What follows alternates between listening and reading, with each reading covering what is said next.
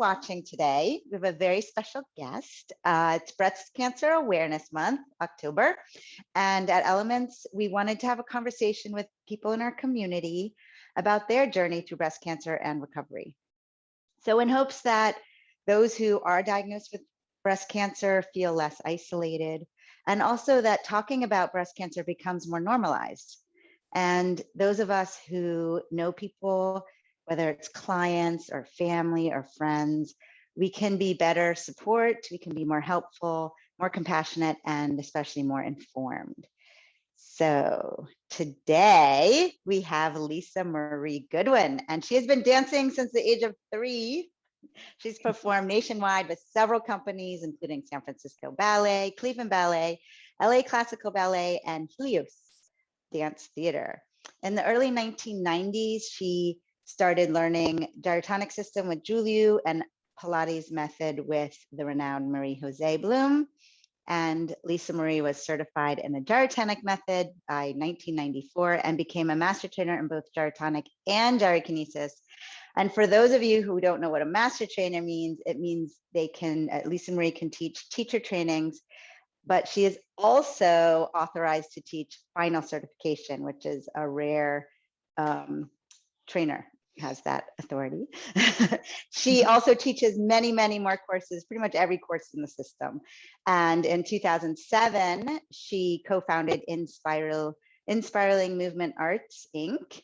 And in 2016, she opened Goodwin Studios, where she continues to teach today and hosts all levels of gyrotonic and gyrokinesis, again, including the final cert. There's only 3 studios nationwide that offer that. So it's a special studio. They're all special, but extra special. And Definitely. She continues, well, pre-pandemic, she traveled internationally conducting courses and workshops for the gyrotonic system, as well as seminars on injury prevention for dancers. And while she was pregnant with her daughter, she began her doula certification and also practices medical qigong. So she continues to embrace the dance of life and shares many healing modalities with many people. So with no further ado, hi, Lisa Marie. Hi. Thank you for that. Will you follow me around? No, just kidding. You're just amazing. Wow. So I would like to just delve right in if you're ready. So let's go back to the beginning, and I'd like to hear how you got diagnosed. So did you have a suspicion? Were you just getting a routine mammogram or a family history? And also, what was your initial diagnosis? So originally, I'm just going to go back to the fact that actually I had my daughter Violet when I was 40. And I hadn't had my first mammogram yet. So I felt like inside that I was really supposed to have another child. So around 42, I tried and I lost that baby.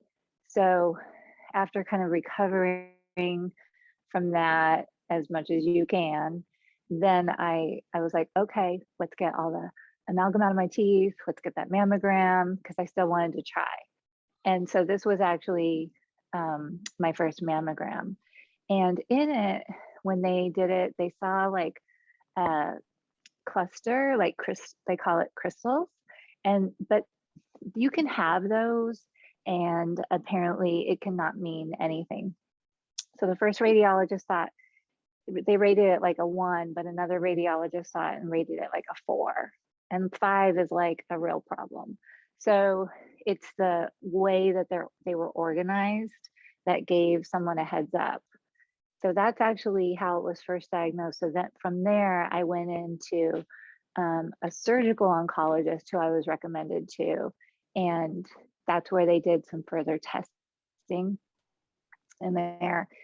And mine was ductal, and it was like basically stage 0 ductal cancer. So I had gotten that information from my oncologist at that time. And then from there, we went forward. Yeah, does that kind of explain the process of what was happening here. Yeah. So Violet was Yeah. about 2.5 when I got this information. And it was basically getting back um, a further like biopsy and test result that was just showing that something wasn't right there. And then basically she called me while I was out with Violet in the backyard. So I knew that you wanted to know about this. I'm just kind of going further into it, but Yeah. Keep okay. going. Yeah. So Kind of that because, gut reaction. but Yeah. the thing is that you have a little one to take care of. So it's not like I even went off and started crying and woe is me. It was like, okay, we just keep moving forward here and not much time to process. What are we going to do next? And okay, so it was just that kind of a thing where you go, and I think that's what slipped me into the fact that I needed to take care of this so that I could survive and be here and not let it progress any further because I needed to be here on this earth for my little one. Yeah. So that was my gut and initial instinct when this was happening. And how about throughout treatment? How did the emotions develop? And are there certain moments that you just remember more than others? See, the thing is that mine ended up being a surgical cancer. I was referred to like a specialist. He was at UCLA, is at UCLA. And I was really honored that he saw me because what was happening is I would go in for a lumpectomy and the margins wouldn't clear. So they weren't seeing it, but they knew it was there. So I did like 3 of those or 4. So I had a surgery every month and it still wasn't clearing. And so by then I saw him, and he's a specialist who is actually, he does the tests and the studies for the United States on this. And he's like, this is the type of cancer you have. It is surgical. Yeah. And so it kind of hit me at that point, especially after the 3rd lumpectomy, that still came back positive, which was, okay, I think I'm going to need to have a mastectomy here. I think I'm going to just need to remove this. And I need to be aggressive about it because I'm just living with cancer in my body, the whole time. And that's scary too. And here I am trying to stay more alkaline. But every time you're upset, your blood levels go boiling anyhow. I was like, this really isn't helping things. So anyhow, it did turn out to be that. And they do a process where it's called a nipple delay. So before you have a mastectomy, they check just to make sure that they can, number one, they're trying to save the nipple, but they also do a biopsy at that time as well. So unfortunately, it came back also with cancer. So I wasn't able to save the nipple. So we knew that that was going to be happening as well. And at that point, you also get set up, and I started searching out for reconstruction doctors. So here what they did is they do, and they are doing this right now, is then they do the mastectomy at the same time. Mine's a surgical oncologist who I was working with. And then I had another oncologist at UCLA, but the surgical oncologist and the reconstruction doctor, they're in there for the mastectomy at the same time. So, and so when I came out, what I had chosen to do was to go ahead and get a breast implant. It's the smallest one out there. and actually Angela Crowley helped set me up with a doctor in Florida who informed me about all the different types of implants and how you could have that done. So it's like you really have to the information's out there, but you have to look for it and study it to really decide, what's right for you in this. And at that point, I decided I still wanted to have a shape to my breast because of all the exercise that we do and wearing tank tops and everything. And I just didn't, it's not even so much myself. I just didn't need people to um, question it or go at first when they saw me if I was concave, like if I just didn't have any type of implant in there. So I had that done, and then the mastectomy was in June, and then they actually are, it's a breast implant expander. It's heavier than what's in there now, the silicone, and they just had to pump it up a little bit for me to expand the skin. I had different options for the reconstruction, as we all do, and I ended up choosing the most one that I felt was minimally invasive, you know, versus like a trans flap or a lat reconstruction and all that. I was like, no, that won't work for my life, you know. So at that time, because we knew I was going to lose the nipple, they may have needed to have extra skin, and they placed a fold in there of the skin as well. And they said there was they might need to use pig skin. And so I had to sign a waiver about that and decide if I wanted that. And I decided to say yes, because you can't answer them while you're under.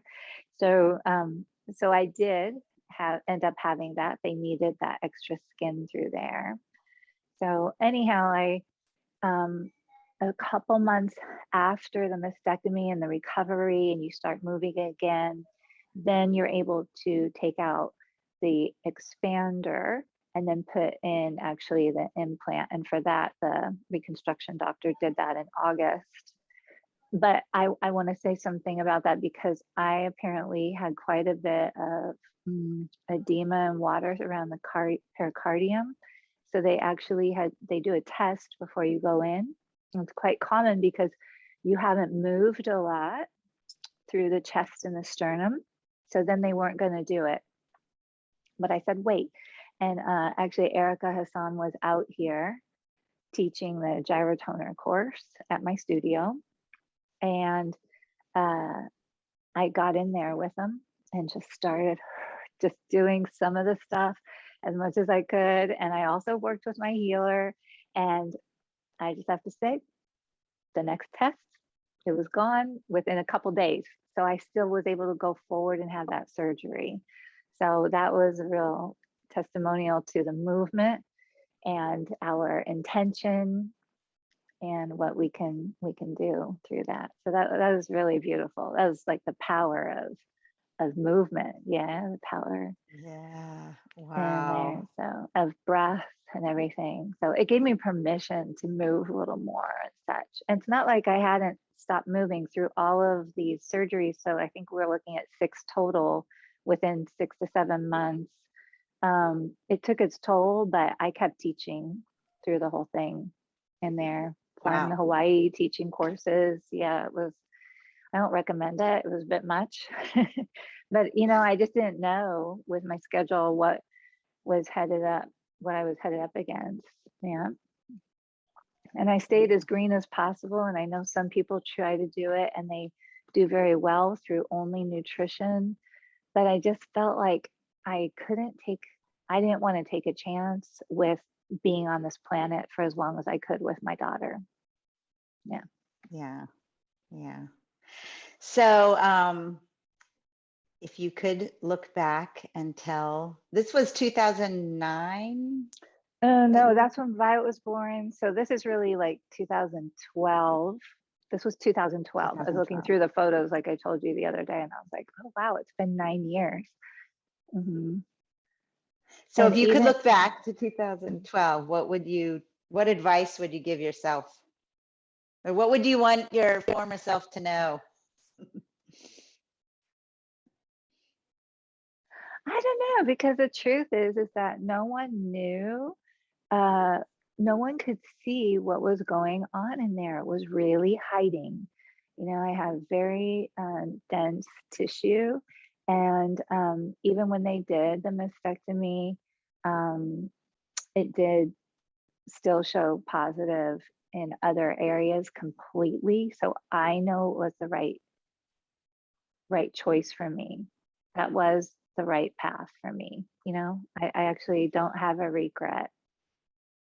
It was a rough patch, but I had a lot of support with family and with the community, whole gyrotonic community around the world. It was, there's gifts in it as well. Yeah. So it sounds like you know now that you took the right path, and you had a lot of surgeries. So I was just curious. We know there's a lot of medical disparities in this country. So were you insured, and did your insurance cover the treatment? I was insured, but it did not cover all the treatment. And part of it was the surgical oncologist was a specialist, and they were doing the surgeries out of their own place. And I really didn't know any better whether to keep fishing around and finding, yeah, this was who my OBGYN had recommended to me here. And I'm really glad I went to her, but that was a hard financial time. And I didn't realize even actually, because you don't get your billing until later, I didn't realize quite what all was not being covered. And then I was in it, right? So we did end up having, I forget exactly how it happened. And you have to realize there's a lot I forget because there was a lot of surgeries, and that means a lot of being out at times. So that there are some moments in there that I'm like, oh yeah, that did happen. Yeah, I forgot some of it. But I think someone in the gyrotonic community had started wanting to do a funding for us in there, and that's how it began. And then my dad helped. He does this. He's an attorney, and he helped create a little trust fund, medical trust fund for me. And then the whole community just rose to the occasion and helped us tremendously. So it's the gyrotonic community and their support that it's in my heart. I'd never forget that. It's really special. Yeah, it's a So, special yeah, community. it is. It is. It is. Is there any other, I don't know if you did any Facebook groups or support groups, or was there anything that also, you mentioned Gyrotonic got you the Gyrotoner and Erica and Angela, and but anything else that you would, suggest people look into, or? Well, look, this is what I'm kind of holding out for. So I'll tell you is that I didn't proceed further. 6 surgeries in that period of time. I'd lost a lot of weight. I was low energy. I needed to rev myself up. And I still felt like I was supposed to have a child. That's what this whole journey was starting from. So I chose not to continue with the final bit of construction. So here I am very in front of you. I don't have a nipple. I still have quite a large scar. And I'm not sure if I'll ever have the whole like reconstruction of a nipple again. I'm not sure where I'm at with that. But it just takes so much to come back from every surgery. I went through a frozen shoulder because of not moving it for those 6 months very much. Recovered from that quite well. But there's still some repercussions I feel that pull on the other side because of the surgery. So we'll look at that like when I teach the class more. But there is one out there that I'm kind of holding out for, which is stem cell.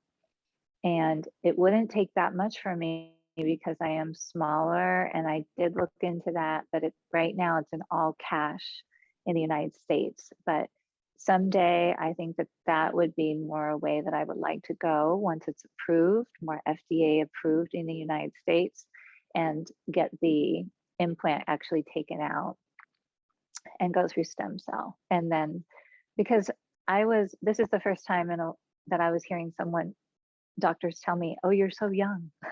I was like, thanks, I'll take that. Because I was like 42. Right, after having a child. Yeah. Yeah. And 42 for breast cancer is considered quite young. So that was like, I was like, okay, I've got a long time to have this in me. And by then there's going to be every day they're making progress and changes and improvements. And so I've pretty much decided to kind of just wait for the newer, improved ideas that are coming about. Yeah. But that's where I'm at with it. Yeah.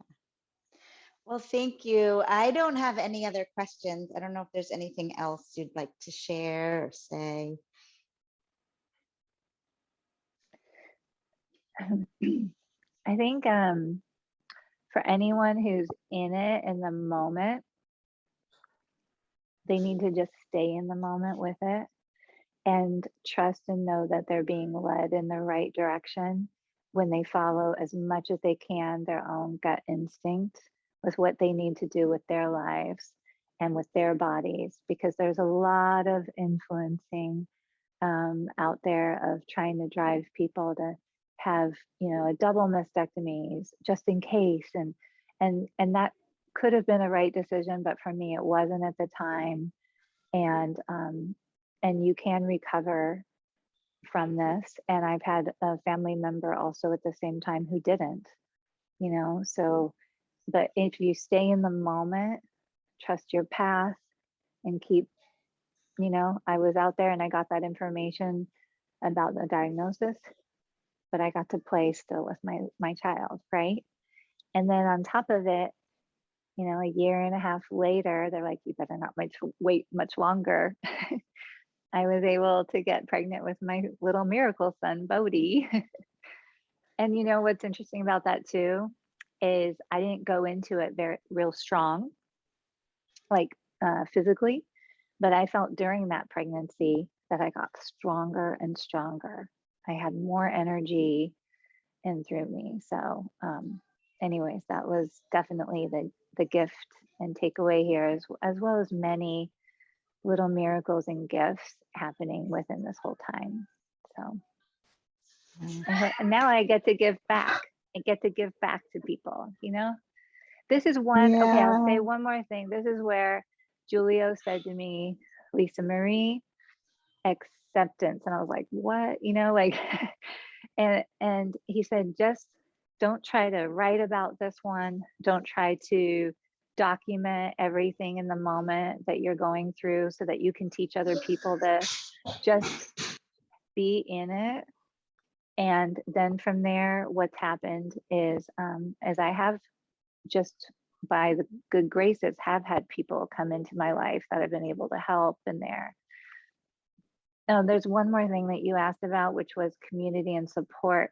Not so much for me on like Facebook and stuff. There was a link to it, but I don't go there that much. So there's a cancer community support center near the studio in here in LA, and I did go to that a little bit, not a lot, because still I had a little one to take care of and I was working, but that was really nice. And so because of that, we give back to them too and try to support them with, you know, group classes and things like that. We can't do that right now because of the pandemic, but that was a nice outreach. If people can find that, they're all over in different communities, and you're in a room of people who are going through similar or different things in you, but it's all based around cancer, and it supports the whole family as well. And those are free to the community. So that would be something I would recommend for people going through it. Yeah. Yeah. Well, thank you. I am going to just mention that Julie Horvath is the creator of Gyrotonic, in case that was missed. And Erica Hassan is a Gyrotonic master trainer, gyrokinesis master trainer in New York. And Angela Crowley is a Gyrotonic gyrokinesis master trainer in Florida. So those names were mentioned. So I just want to say who they are. And Lisa Marie will be teaching a tower class, Gyrotonic tower class. Really excited. You'll hear all about it on our social media. But Lisa Marie, thank you so much. I know you have a super busy life, so I really appreciate you too. taking the time to do this. Always. Thank you. It's important.